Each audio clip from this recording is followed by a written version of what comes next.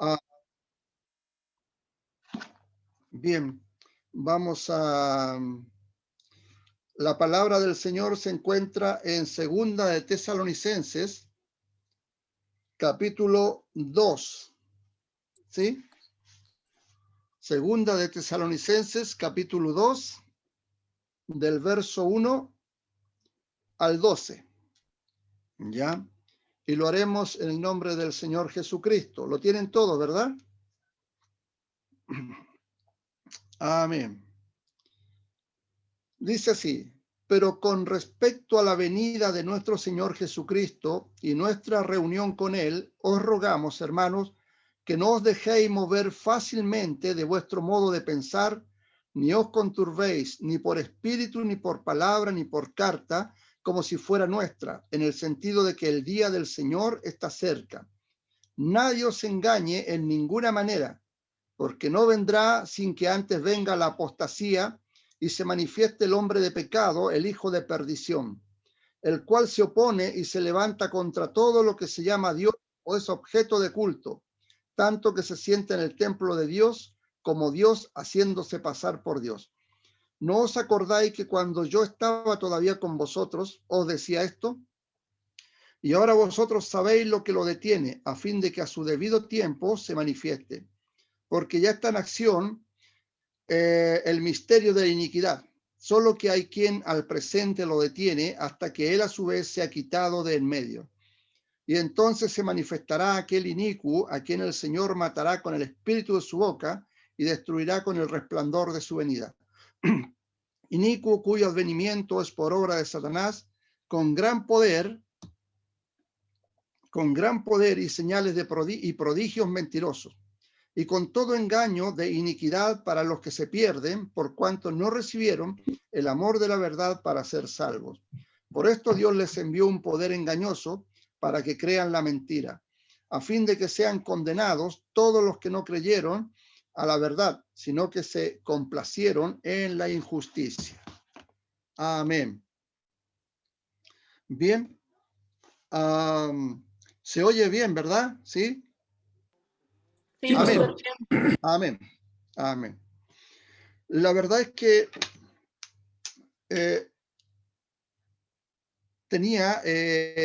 estaba preparando un sermón, una palabra distinta, ¿no es cierto? Y cada vez que Dios quiere que hable de algo especial, Él coloca algo en mi pensamiento que no me permite pensar distinto, ¿verdad? Es por las noches, es por la mañana, me levanto con esa inquietud. No sé si a alguno de ustedes le acontece, que pienso que sí, que le ha acontecido, que cuando Dios pone una carga de oración sobre ustedes, la sienten, ¿verdad? Cuando Dios los lleva a orar por alguien en especial, qué sé yo, hay una carga especial en uno, que esa carga no sale hasta que uno ora. Cuando uno ha orado por el propósito que Dios tenía, recién la carga es quitada. A mí me pasa lo mismo con la palabra del Señor. Dios me ha inquietado hace rato ya con este tema y me daba vueltas y vueltas hasta que no me dejaba hasta que comencé a leerlo y fue justo ahí que esa carga comenzó a salir de mi vida. ¿Ya? Y es muy hermoso porque también ocurre, como les decía, con la oración. Sé que a muchos de ustedes les ha ocurrido que Dios ha puesto una oración, una carga muy especial por alguien, y esa carga los lleva a orar, porque esa carga no los va a dejar hasta que uno ora. Cuando ya ha orado, recién la carga es quitada y uno se siente como más libre de todo eso. Pero la verdad es que es muy hermoso cuando Dios trata con sus hijos. Amén. Entonces, aquí en la segunda carta a los tesalonicenses, Pablo les está hablando a los tesalonicenses porque ellos por ahí por el año 70 o 80 después de Cristo, ellos estaban sufriendo una gran persecución, ¿ya? Estaban siendo asolados, todos los cristianos eran perseguidos, eran martirizados y muchas veces muertos. Ya he hablado otras veces y ustedes también habrán leído por ahí de la forma en que eran martirizados, de la forma en que eran perseguidos, ¿no es cierto? Tanto así que Nerón tomaba a los cristianos, los colgaba en los muros de la ciudad de Roma, les ponía aceite y los hacía arder como antorchas durante toda la noche. De esa forma, este hombre asesinaba a los cristianos y ellos estaban pasando por esa gran prueba, por una prueba tremenda, ya donde eran martirizados, perseguidos y muertos de esa forma. Entonces, ellos estaban asustados y escriben, Pablo escribió 2 cartas a los tesalonicenses, ya en esta explicándoles el por qué ellos estaban pasando por esta prueba. Ellos querían saber respecto a lo que les estaba ocurriendo y le decían, Pablo, quiero que nos digas qué está aconteciendo. Tú dijiste que estas cosas no iban a ocurrirnos, que iba a venir el Señor y parece que ya Cristo vino y nos hemos quedado, ¿verdad? Nos hemos quedado y estamos siendo perseguidos, estamos siendo martirizados, otros están siendo muertos. ¿Qué está ocurriendo, Pablo? Y Pablo se ve en la necesidad, ¿no es cierto?, de escribirle y decirles aquello. Pero con respecto a la venida de nuestro Señor Jesucristo y nuestra reunión con Él, os rogamos, hermano, no os dejéis mover fácilmente de vuestro modo de pensar, ni os conturbéis ni por espíritu, ni por palabra, ni por carta, como si fuera nuestra. Se habla seguramente de que allí habían profetas, ¿no es cierto? Profetas que estaban hablando, ya vino Cristo, Cristo ya es el día del Señor, está llegando el día, ha llegado el día del Señor, el día que leímos en los antiguos manuscritos, ¿verdad? Conviene aclarar que en el antiguo pacto se habla muchísimo, muchos profetas hablan del día de Jehová, más en el Antiguo Testamento se habla del día del Señor, ¿ya? ¿Y por qué esto? Porque en el antiguo pacto el día de Jehová es en hebreo, más en el nuevo pacto el nombre, el día del Señor, es en griego, el Señor, ¿ya? Entonces, pero es lo mismo, ¿ya? Jehová, el día de Jehová y el día del Señor es una sola cosa, ¿ya? Entonces, vemos que hay muchos profetas, si no todos, hablan de este gran día terrible que ha de venir. Fíjense que para que busquen les doy unas citas, Amós 5:18, Joel 1:15, Sofonía 1:7, Isaías 13:5 en adelante, Joel 2:1, Malaquías también en el capítulo 4, el versículo 1 también habla sobre el día de la ira del Señor, porque ese día ha de venir, ese día es inevitable. Entonces, estos siervos del Señor pensaban que esto ya estaba ocurriendo, que la venida del Señor era en ese momento. Y allí habían hombres que estaban escribiendo como si fuese Pablo el que había escrito el día del Señor ya es ahora, y otros piensan que eran profetas que estaban profetizando en las congregaciones y decían, hoy es el tiempo del día del Señor, hoy es el día de Jehová, por las pruebas que ellos estaban pasando. Entonces Pablo ve la necesidad de tranquilizarlos y diciéndole, de ninguna manera este es el día de Jehová. ¿Por qué? Dice, porque que no se dejen conmover fácilmente. Es en este tiempo igualmente, ¿verdad? Como que cualquiera, por todas las cosas que están ocurriendo, amados hermanos, muchos pensarán y dirán, oye, este es el día de Jehová, el día terrible de Jehová, todas las cosas que están ocurriendo, hay una inseguridad tremenda y eso es, eso debería ser en la parte secular, que hubiera una inseguridad, que tuvieran temor, pero hay temor en el pueblo de Dios y eso se debe nada más a que no hay un conocimiento de la palabra. Oseas 4:16 dice que por falta de conocimiento mi pueblo pereció o mi pueblo fue talado. ¿Por qué? Por falta de conocimiento, por no discernir los tiempos en que estamos viviendo. Son tiempos peligrosos, ¿ya? Son tiempos muy difíciles, tiempos peligrosos, pero tenemos que tener en cuenta que han de ocurrir muchas cosas aún, muchas cosas como esta han de ocurrir. Estamos recién nosotros viendo la punta, digámoslo así, la punta del iceberg, ¿sí? cuando están aflorando, pero debajo hay una tremenda masa. Nosotros estamos viendo recién la punta de eso. ¿Por qué? Porque son días finales. Cuando habla del día de Jehová o día del Señor, no es un día de 24 horas, hermanos. No es un día de 24 horas, sino que es un tiempo prolongado. Y Daniel lo habla en Daniel 9:24, que el día del juicio del Señor, al que se refieren ahí, el día de Jehová o día del Señor, habla, Daniel 9:24, habla sobre las 70 semanas de Daniel. Allí la otra vez les pasé también un estudio sobre las 70 semanas de Daniel, donde se daba inicio, ¿verdad? Las 69 semanas en Daniel ya están concluidas, ¿ya? No hay nada más que hacer.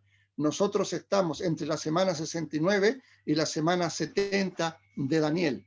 Estamos aguardando, ¿no es cierto?, que acontezca la semana 70 de Daniel. Pero hay algo que ha de ocurrir, algo muy, muy especial que ha de ocurrir en la semana 70. Las 70 semanas están ligadas con Mateo 24. También les dije que Mateo 24 no debemos confundirlo. Mateo 24 no es para la iglesia. Mateo 24 está escrito en un contexto nada más que judío. ¿Ya? Es judío. No es a la iglesia el mensaje, es a los judíos, porque habla de su pueblo. En Daniel 9:24 dice, porque 70 semanas están destinadas sobre tu pueblo. ¿Qué pueblo? Es Israel. Sobre tu santa ciudad. ¿Qué ciudad? Jerusalén. ¿Ya? Entonces, es lo mismo que Mateo reitera en el capítulo 24. Entonces, esa es la semana 70 que se está allí en el aire, que está aguardando, donde ha de manifestarse los juicios terribles de nuestro Señor Jesucristo. Entonces, ha de acontecer algo muy grande primeramente, ¿ya? Que es el arrebatamiento de la iglesia. ¿Ya? También les expliqué cuando había hecho unos estudios que la iglesia no estaba puesta para ir, a que hay muchos versículos, ¿no es cierto?, donde hablan de que la iglesia es quitada antes de los juicios de Dios. Y allí hay todo un tema, porque también están los pretribulacionistas, los posttribulacionistas, los preira, ya todos ellos tienen distintas posturas, pero en la gran mayoría la iglesia de Dios, como son bautistas, asambleístas, pentecostales, tienen la doctrina del arrebatamiento antes de la tribulación, ¿ya? Entonces, como les decía, la tribulación, el día grande de Jehová o del Señor, no es un día de 24 horas, sino que es un periodo de 7 años donde se desencadena la gran tribulación. Eso es lo que ellos hablaban. Por ejemplo, quiero que leamos Malaquías, el último libro del Antiguo Pacto. Malaquías capítulo 4, a ver si por acá, Malaquías, el último libro del Antiguo Pacto. Malaquías capítulo 4, verso 1 en adelante. Dice así: porque aquí viene el día ardiente como un horno, y todos los soberbios y todos los que hacen maldad serán estopa. Aquel día que vendrá los abrazará, ha dicho Jehová de los ejércitos, y no les dejará ni raíz ni rama. Y dice: más a vosotros, los que teméis mi nombre, nacerá el sol de justicia, y en sus alas traerá salvación, y saldréis y saltaréis como becerros en la manada. ¿Se da cuenta lo que les espera a uno y lo que les espera a otros? Así es que nosotros siempre debemos confiar en nuestro Señor Jesucristo, confiar en sus promesas. Literalmente debemos poner nuestra confianza en la palabra de Dios. Acá es donde descansa, ¿verdad?, nuestras vidas. Nuestros pensamientos descansan acá, descansan en la palabra de Dios. Esa es nuestra esperanza, ¿ya? Y dice Pablo en el verso 3: nadie os engañe en ninguna manera, porque no vendrá sin que antes venga la apostasía y se manifieste el hombre de pecado, el hijo de perdición. Por eso que les dice Pablo: no se conturben, no anden así. atemorizados, como que si el día del Señor ya hubiese acontecido. No es así, porque el día del Señor, y esta es una profecía escatológica, por cuanto no ha tenido un cumplimiento. ¿Ya? La palabra escatología es de los últimos tiempos, conocimiento, ciencia de los últimos tiempos. ¿Ya? Entonces, esta es una, porque hay profecías que no son escatológicas. Hay profecías que ya se cumplieron, por lo tanto ya no son escatológicas. Todo lo que es escatología tiene que ver con el futuro. Entonces, cuando está hablando, ¿verdad?, de que el día del Señor vendrá, es que aún no se ha cumplido. Es una profecía escatológica, ¿verdad?, que dijo nuestro Señor Jesucristo, el gran día de Jehová. Es algo escatológico que ha de ocurrir en un futuro no muy lejano. Entonces, les dice, nadie os engañe en ninguna manera, porque no vendrá sin que antes venga la apostasía. La apostasía, siempre hemos tenido apostasía. A través de todas las edades ha habido apostasía, ¿ya? Pero en este tiempo, en estos tiempos, se va a dar una gran apostasía. Muy grande apostasía. Apostasía es volverse del camino, ¿ya? Es volverse, es apostatar de la fe. Entonces, Pablo les dice, no vendrá sin que antes venga la apostasía y se manifieste el hombre de pecado, el hijo de perdición. Todos sabemos a quién se está refiriendo, ¿ya? Al hijo de perdición, que es el anticristo, que es el representante de Satanás aquí en la tierra. Entonces, el anticristo no puede venir aún. Pablo sigue explicando esto.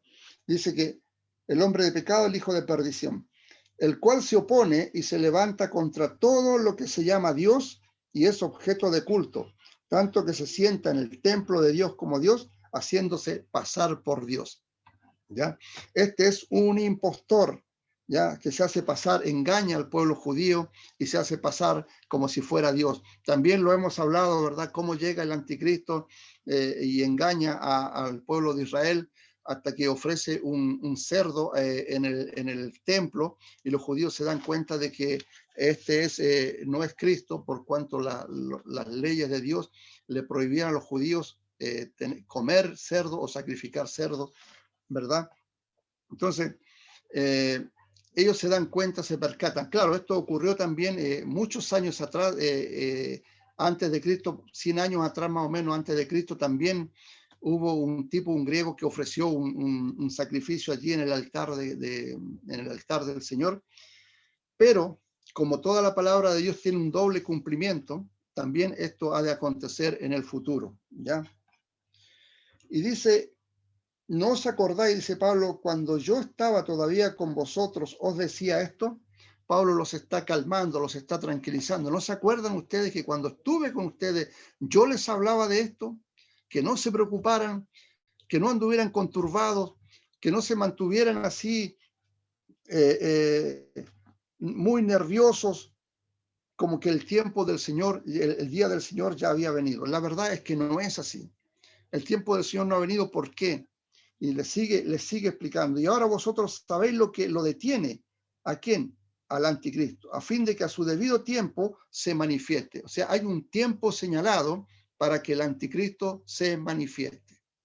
Y el anticristo se ha de manifestar, pero para que vengan todos esos juicios, ¿verdad?, que comienzan a estar allí desde el Apocalipsis del capítulo 5 en adelante, comienzan los juicios de Dios.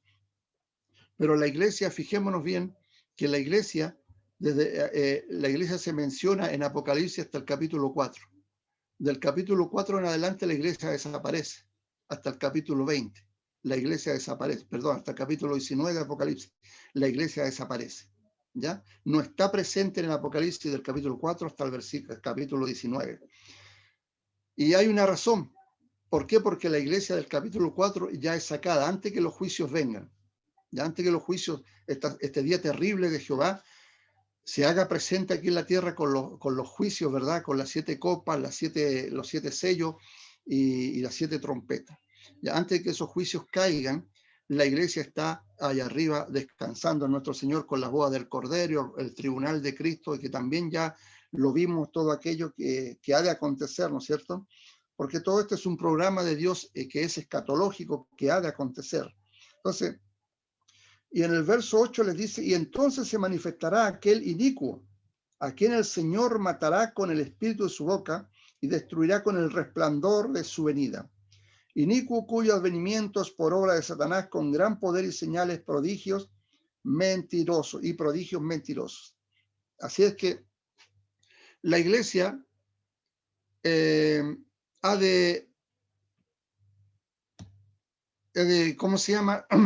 La iglesia, ay, perdón, me salí, me fui. No, pastor, aquí todavía lo vemos, lo escuchamos. Sí, ya, acá estamos, bien, sí, sí. Entonces, la iglesia ha de ser arrebatada antes de que venga el día grande y terrible que se señala en la Escritura. La iglesia ha de ser arrebatada, y esa es, como dice la palabra, la bendita esperanza que tenemos, que hemos de ser quitados, porque la palabra arrebato no es rapto, sino que es arrebatar, arrebato. Es cuando usted, por ejemplo, hay como, tiene un hijo usted que está en la carretera y está en peligro. Y usted sabe que el peligro para su hijo es inminente, que en cualquier momento va a sufrir daño. Entonces usted viene y lo arrebata con fuerza del lugar del peligro. Eso es lo que hará Dios. Nos arrebatará del peligro que es inminente, porque eso ha de acontecer. El peligro que es inminente nos arrebata y somos trasladados hasta el tercer cielo. Allí se llevan a cabo, ¿verdad?, el tribunal de Cristo, que es para todos los creyentes. El tribunal de Cristo no tiene nada que ver con el juicio del gran trono blanco. El juicio del gran trono blanco es solamente para el mundo desobediente.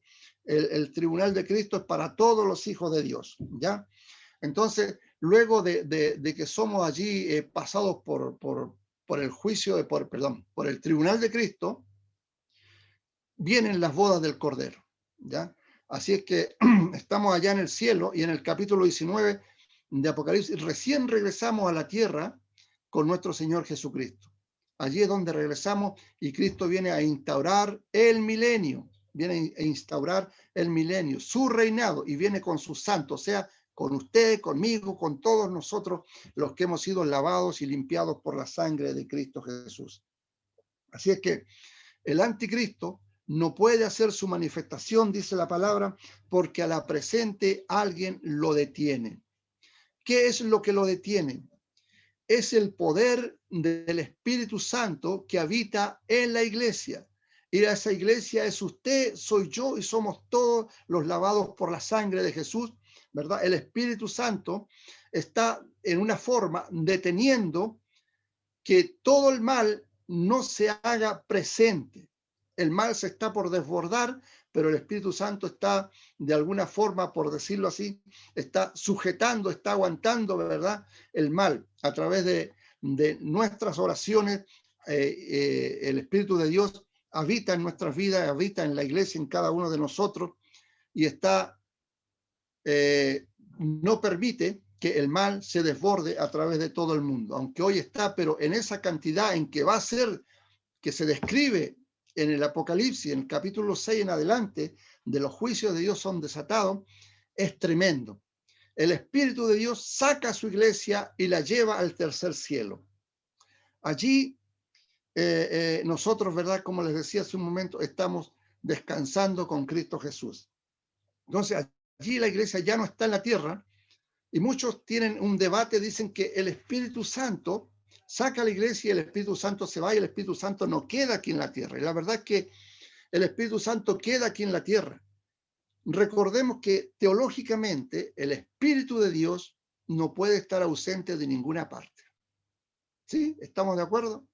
El Espíritu de Dios no puede estar ausente en ningún lugar. Él está presente en todas partes. En todo lugar está presente, ¿ya? Porque si no, no sería Dios. Entonces, el Espíritu Santo saca a la iglesia, pero ¿en qué? ¿Cómo? Es un ministerio del Espíritu Santo. Uno de los ministerios del Espíritu Santo que tiene que cumplir aquí en la tierra, porque son más o menos 7 ministerios o más los que el Espíritu de Dios tiene que cumplir. Uno de ellos es donde dice espíritu de adopción. ¿Por qué? Porque Él nos adopta, ¿ya? El espíritu de misericordia. Son más o menos 7, ¿verdad?, ministerios los que Él tiene que cumplir en nuestras vidas. Y uno de esos es el que sale cuando se lleva a su iglesia arriba. Pero el Espíritu Santo queda aquí en la tierra porque tiene a muchos ya que convencer. Todos aquellos que queden en la tierra, que permanezcan y sobrevivan a todos estos juicios, ¿quién los va a convencer? Solamente el Espíritu de Dios. La palabra dice que Él convence de pecado, de justicia y de juicio. Él es el que convence al hombre. No soy yo, no es ningún ser humano puede convencer a otro de su pecado. Solamente es el Espíritu Santo, es una obra tremenda, profunda en el corazón del hombre, quien lo convence, ¿verdad? Lo lleva a una convicción, a darse cuenta de que es pecador y que sin Cristo nada puede hacer. Por eso es que es importante también señalar lo que Jesús dijo. Nadie viene al Padre si no es a través de mí, ¿verdad? Y nadie viene a mí si el Padre no lo envió. ¿Se da cuenta? Que es el Espíritu de Dios quien tiene que hacer ese trabajo de convicción, de crear una convicción. Yo sé que muchos queremos que nuestras familias lleguen a las plantas de Cristo. Más hoy, ahora que las cosas que estamos viendo, que nos estamos dando cuenta que el tiempo del fin está cerca, queremos que nuestra familia venga a las plantas de Cristo, nuestros conocidos vengan a las plantas de Cristo, queremos llevarlos a la iglesia, es nuestro deseo, es nuestro anhelo. Los pastores más que nunca, sé que se siente ese celo, ¿verdad?, por sus ovejas, de que estén allí y permanezcan firmes, fuertes en la iglesia. Pero la verdad, amados hermanos, es que el único que puede hacer ese trabajo es el Espíritu Santo, ¿sí? Mientras nosotros hablamos y predicamos, es el Espíritu de Dios quien está haciendo la obra en el hombre, no nosotros. Solamente somos instrumentos, ¿verdad?, elegidos por Él para llevar esta obra adelante. Y es hermoso porque Él nos ha escogido a nosotros. Como dice en Corintios 5, Él nos hizo ministros de un nuevo pacto. Somos ministros de un nuevo pacto. Y eso sí, es una gran noticia. A mí me emociona. ¿Por qué? Porque Él se fijó en mí y me dijo que yo era ministro del nuevo pacto. O sea, me tomó en cuenta para que yo participara de su plan. Al igual que todos ustedes, hermanos y pastores que están oyendo, ustedes también Dios los eligió para algo tremendo, para algo grande, para que lleven la gloria de Dios a todas las naciones donde vayan, dejen el nombre de Dios allí, ¿verdad?, plantado. La obra del Espíritu Santo a través de nada más que de su predicación. Usted nada más descanse, repose en Cristo, no se esfuerce, diga solamente la palabra y verá cómo Dios actúa. Simplemente cuando le digan, quiero que ore por este enfermo, porque tiene esto otro, no se conmueva. Simplemente diga en el nombre de Jesús. Yo vengo en el nombre de Jesús. Y la palabra de Dios dice que ante el Señor se ha de doblar toda rodilla y toda lengua de confesar su nombre. Y que Él tiene poder y potestad sobre toda enfermedad, sobre todo nombre, sea cual sea la enfermedad, Él tiene potestad. Por eso es que hay que, ¿verdad?, ir con confianza, con autoridad y decirle a la enfermedad o al demonio, vete en el nombre de Jesús o sal de esta vida, sea sano en el nombre de Jesús. ¿Por qué? Porque, hermanos amados, somos ministros del nuevo pacto. Yo también les expliqué lo que era un ministro, ¿verdad? Sin necesidad ahora de hacerlo porque ya sabemos lo que es un ministro acá secular. El ministro va en representación del presidente, va a hacer negocios a otro país y va con toda la autoridad que el presidente le ha legado.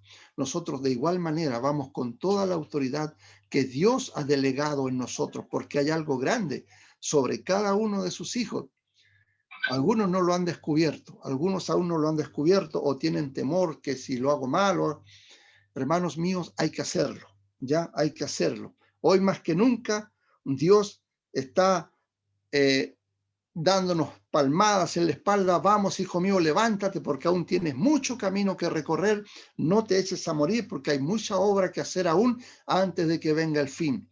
Por eso es que insto a todos mis hermanos, pastores, hermanos, a que se pongan de pie ya y sigamos avanzando, sigamos firmes en este camino, que no nos conturbemos por las cosas que están pasando, por este tiempo de prueba.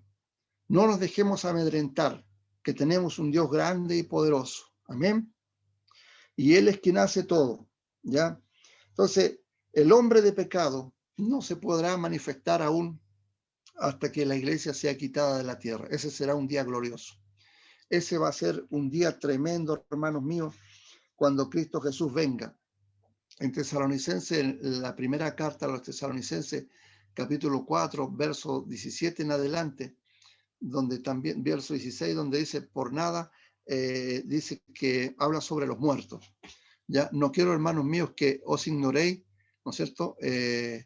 No os pongáis tristes por los muertos, por los que ya duermen en el Señor, sino que nosotros no debemos tener esa pena. Es cierto que nos duele, lloramos por nuestros seres amados que han partido, ya, pero tenemos la seguridad y la certeza de que los vamos a volver a ver. Y eso es algo que debe ser firme en nosotros, una convicción tremenda de que los vamos a volver a ver. Entonces, con esa seguridad en mente, ya, con esa convicción en nuestro corazón que nos guía a predicar a todos aquellos que están perdidos, aquellos que han sido engañados por el enemigo, debemos predicar.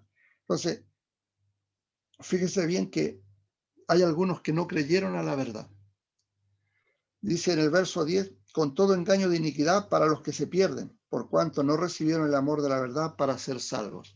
Fíjese que hay mucha gente que no recibe la palabra, que no recibe el mensaje, ¿ya? A ellos, fíjese que han sido engañados con toda iniquidad para que se pierdan. Por cuanto no recibieron el amor de la verdad, ¿para qué? Para ser salvos. No han recibido el amor de la verdad para ser salvos. Gracias a Dios, Dios nos tocó y recibimos, ¿verdad? Recibimos esta palabra con amor, la palabra de la verdad, a fin de que sean condenados todos los que no creyeron la verdad, sino que se complacieron en la injusticia. Nosotros los hijos de Dios nos complacimos en la justicia, ¿no es cierto? Somos de otra índole, ¿ya? Tenemos sangre azul, somos hijos del Señor de señores y Rey de reyes y Señor de señores. Así es que, amados hermanos, las cosas que están aconteciendo ya están acá escritas.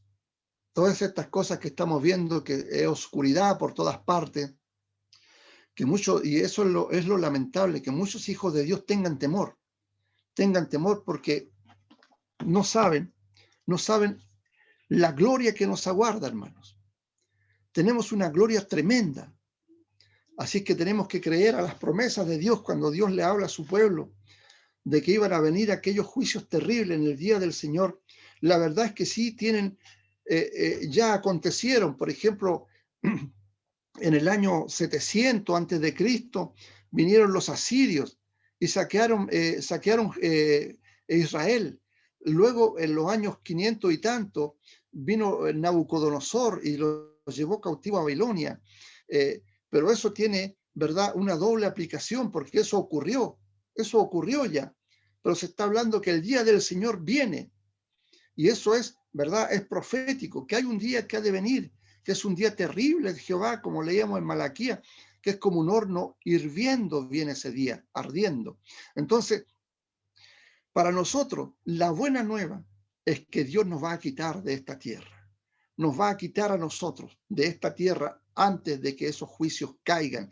Y es por eso que debemos sentirnos, ¿verdad?, alegres, gozosos, porque Cristo viene pronto por su pueblo, por su iglesia. No nos va a dejar acá tirados a que veamos todos estos juicios, porque la iglesia no fue puesta para ira. ¿Ya? No, ninguna condenación hay, dice, para los que han creído en Cristo Jesús. Así que, amados hermanos, en este tiempo de tiniebla, en este tiempo de muerte que hay, nosotros, ¿verdad?, debemos confiar en las palabras que el Espíritu Santo ha puesto en Pablo. No nos conturbemos ni por palabra, ni por hechos, ni por las cosas que estén ocurriendo. No decaigamos, no bajemos la guardia, porque el enemigo está atemorizando, nos quiere que nos echemos atrás. Pero fíjese que cuando Jesús entrega las armas al soldado, cuando Pablo describe el armamento que Dios nos ha dado, ¿verdad? La armadura de Dios en Efesios capítulo 6, tenemos todo por delante. No nos puso nada atrás para que huyéramos, nos puso todo delante, ¿verdad? La coraza de justicia, el yelmo de la salvación, la espada del Espíritu, el calzado de justicia, para que vayamos siempre adelante, nunca a retroceder. Por eso es que no hay nada en nuestra espalda, nada que nos proteja en nuestra espada, porque no somos para huir, somos los que vamos de frente contra la fuerza del enemigo, contra las pruebas, contra las acechanzas, siempre adelante. Yo sé que muchos tienen familiares enfermos, yo también he tenido familiares enfermos, he perdido familia por este tema del COVID, pero sin embargo, Dios me da la fortaleza y me da la fuerza, porque muchas veces pienso como que uno va a desmayar, que ya sus fuerzas no dan más, pero ahí está el Señor, ahí está el Espíritu de Dios para sacarnos adelante. Hace un tiempo pasé por una prueba tremenda, tuve problemas con mi hija que estuvo hospitalizada grave, fue antes de esto del COVID, antes de que ocurriera todo esto. Hay una enfermedad que a mi hija le había entrado un virus en su cerebro, y no nos conocía, estuvo amarrada en un hospital por muchos días, en una camilla, y no nos conocía, y cada vez que íbamos allí salíamos llorando porque era muy, muy fuerte. Y la verdad es que estoy en mi trabajo un día en la noche y le digo, Señor, ya no doy más. Y sabe qué, amado pastor, hermano, mi espíritu literalmente lo vi salir de mí y caer hacia adelante. Lo vi salir y caer hacia adelante, como que ya iba cayendo al piso, lo vi así, pero en eso, antes de que cayera, una mano poderosa, una mano gigante, lo tomó y lo volvió a colocar así. Eso es espiritual nada más, ya. Y cuando lo coloca acá adentro de nuevo, esa misma mano me dio una fortaleza y algo tremendo. Entonces, seguí adelante, dije, gracias Señor, porque solamente tú puedes levantarme. Y es lo mismo para ustedes. Lo que Pablo le está diciendo a sus hermanos es que no anden tristes, no anden conturbados, porque no os conturbéis, les dice, por toda la prueba que está aconteciendo. Pedro también nos habla de pruebas, ¿no es cierto?, que nos han de acontecer. Pero la verdad es que todas estas cosas tenemos una recompensa tremenda. Toda esta gloria no es nada comparado, hermanos, con lo que nos viene encima, con el peso de gloria que ha de venir sobre nosotros, que es tremenda. Ya es una eternidad con Dios, disfrutando, ¿verdad? Ya donde no vamos a estar sufriendo ni padeciendo todas estas cosas que están ocurriendo hoy en día. Y esto va a ir creciendo, hermano, esto va a ir creciendo. Como en muchos países lo están viviendo, me da mucha pena lo que está pasando en otros países, Colombia, Argentina, Ecuador. Es terrible lo que está ocurriendo. Yo sé que hay muchos hermanos también, pastores del país de Colombia tal vez, y que están padeciendo por estas cosas que están ocurriendo. La verdad es que quisiéramos ayudarles de alguna manera, amados hermanos, pero solamente tenemos que usar algo. Alguien por ahí dijo, nadie en el mundo me puede hacer un favor más grande que el orar por mí. Y eso es verdad. Lo que nos resta a nosotros es la oración poderosa que Dios nos ha dado. Oremos, inclinémonos, ¿verdad? Arrodillémonos delante de nuestro Señor a orar por todos los hermanos, los países vecinos, por el mundo entero. Hay mucho que orar, amados hermanos. Y cuando Dios pone a su pueblo a orar, la verdad es que porque Dios va a hacer algo grande. Y Dios quiere hacer algo grande, pero quiere hacerlo donde no haya desobediencia, donde haya humildad, donde haya amor, ¿ya? Amor por el prójimo. Dios quiere bendecirles, a cada uno de nosotros quiere bendecirles, pero hay algo, siempre hay como un obstáculo y Dios quiere quitar ese obstáculo que está impidiendo la bendición de Dios sobre su pueblo. Pero mientras tanto, Él nos está guardando, Él nos está librando, porque a pesar de nuestra desobediencia, amados hermanos, Él es fiel.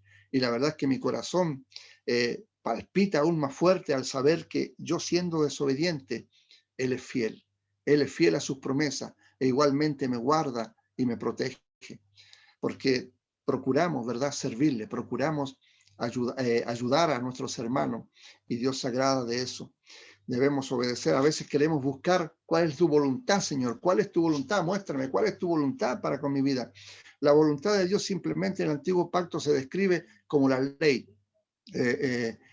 David decía, Señor, enséñame tu ley. Era nada más obedecer la ley, estaba haciendo la voluntad de Dios. Hoy en día, ¿verdad? Es amar a nuestro prójimo, amar a Dios como con todo nuestro corazón, con toda nuestra fuerza, y a nuestro próximo, y ahí estamos haciendo la voluntad de Dios. No hay que meterse tanto ahí, que ¿cuál es tu voluntad, Señor? ¿Cuál es tu...? No, es simplemente obedecer a su palabra, procurar obedecer su palabra en su integridad. Así es que, amados hermanos, por todo este tiempo de cosas que están ocurriendo, cosas de tinieblas, de oscuridad, donde pareciera que, porque yo he conversado con bastante gente y me dicen hay una inseguridad tremenda, porque no sabemos esto cuándo termina, no sabemos la efectividad de la vacuna, no sabemos qué va a acontecer, no sabemos, hermano mío, si de repente hay una guerra en Europa, cuántos países se van a ver enfrascados en este tema, si viene la hambruna, no va a haber para comer y todas estas cosas. Estas cosas van a ocurrir, hermano, pero sabe, Dios guarda a su pueblo, y no me pregunten cómo lo va a hacer, porque Dios guardó a su pueblo cuando lo sacó de Egipto. ¿Recuerdan? Cuando Moisés lo llevó a través del desierto, Dios guardó a su pueblo de forma sobrenatural, lo guardó allí con la columna, ¿verdad?, de fuego, la nube también que los guió, y también lo va a hacer en el Apocalipsis con su pueblo Israel. Cuando ya la iglesia no esté, también va a guardar al remanente de Israel. La Biblia dice que Dios va a salvar a todo Israel, pero cuando habla de todo Israel, habla de todos los que han sido los que han sido fieles. Es un remanente. Dios siempre se ha guardado un remanente. Es como hoy en día Dios tiene guerreros ahí donde están ustedes. Ustedes son los, Dios los ha puesto como punta de lanza. Ustedes son los que el enemigo más les teme, amados hermanos. No nos teme porque vamos a la iglesia. El enemigo nos teme cuando nos arrodillamos, porque sabe que allí Dios comienza a actuar. Los ángeles del cielo, los cielos son abiertos y los ángeles comienzan a moverse. En Daniel capítulo 10 se habla cuando Daniel ayunó 21 días, ¿no es cierto? Y el ángel Gabriel vino sobre él para traerle lo que había de acontecer con su pueblo que estaba cautivo en Babilonia. Y el ángel Gabriel le hizo: varón muy amado, por causa de tus palabras he sido enviado. Imagínense, por causa de tus palabras he sido enviado. Entonces, cuando usted abre su boca, cuando yo abro mi boca al orar, cosas están ocurriendo, cosas están ocurriendo. Yo sé que hay familiares que están enfermos, no lo dude, ¿sabe? Siento la presencia de Dios tremenda que le dice a usted en este día, en esta hora: arrodíllate, arrodíllate y ora. Cree que Dios lo va a hacer. Cree que Dios lo va a hacer. Ay, Sika Lama, Sabatanda, Sika Maya. Dios lo hará, amados hermanos. Créale a Dios, créale en esta hora. Ore por todo aquel que esté delicado de salud, por todo aquel que esté postrado de salud. Ore, ore. Y Dios hará. Aleluya. Gloria al Señor Jesús. No tema. No tema usted, es que yo no sé orar, de repente no me salen las palabras. Simplemente confíe en Jesús. No es usted el que lo hará, no es usted. Dios desea guardarnos. Ay, aleluya, la presencia de Dios es muy grande, amados hermanos. Quiero transmitirles a través de estas pantallas, ¿no es cierto?, este poder de Dios para que usted le crea a Él. Si usted está en problemas, tiene preocupaciones, aprenda a descansar en Él. Aleluya, este es el día, es un día glorioso para todos nosotros. Aleluya, gloria al Señor Jesús. Gloria al Señor Jesús. Te damos alabanza, Señor, y toda la gloria es para ti, Padre eterno.